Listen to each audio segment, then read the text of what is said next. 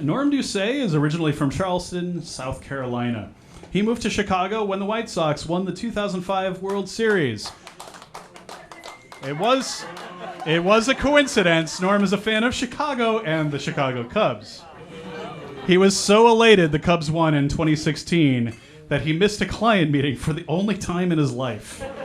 He is at breakfast talking about the game with everyone else.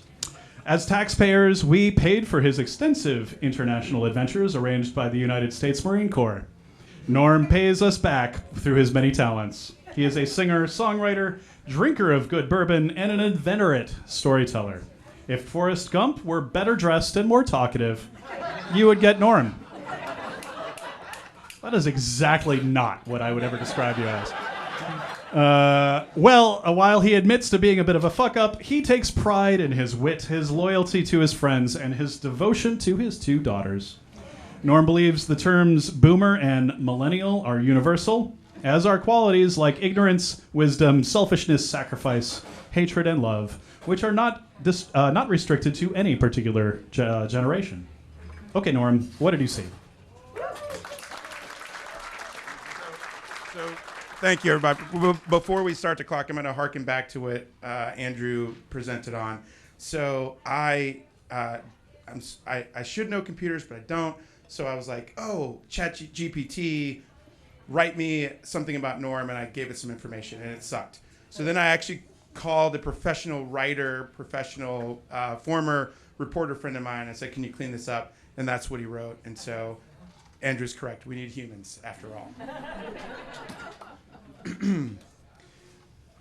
I saw the inside of my mask, which gave me the opportunity to dominate, to control, to win. In essence, to take from friends and strangers alike, to take time, sympathy, knowledge, loyalty, money, sex, hell, even a smile, anything that held value for those from whom I took. I didn't take for pleasure or because I was a sadist or because I was selfish. I took to survive. And to do that, I just looked at the world from inside of that mask, and it refracted a safe version of reality back to me.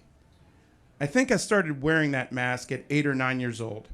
I put that mask on because I didn't know how to deal with a dad who walked away and a mom who went crazy because of him, and because she had to fight so hard to keep us on track. In the midst of being poor and working too much and trying to find love again, holding on to all of her pain and fear. My mask kept me safe from her borderline personality disorder. It kept me safe from other people's questions and judgments and their emotions, which I couldn't handle. My mask nourished me physically, psychologically, and emotionally.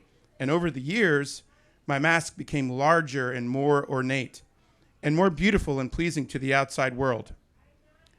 What I didn't realize was that it had become more toxic to me, the person I didn't know yet existed. You see, my mask was 2 things. A womb that made me feel like I was loved, fueled by the reflections of the narcissism or pride, self-loathing or goodness of the person that saw me, the person from whom I was taking. The beauty of the reflection they saw seduced them to give me more. The mask was also my weapon. Since the mask was my source, I didn't have to do the hard work of actually forming relationships. They weren't connected to me in any way. They were connected to my mask, and therefore, I didn't have to bother myself with caring with people what people felt or what they thought or if they loved me. Who gives a shit when you have this wonderful thing that gives everything to you and shuts you out from the outside world? Well, that is suicide. And it took my 2 beautiful girls to help me rip that mask off and smash it to pieces so that I could live. Now, I see all of you through my own eyes, and most importantly, I see me. And it's really fucking scary, but it's worth every minute. Thank you.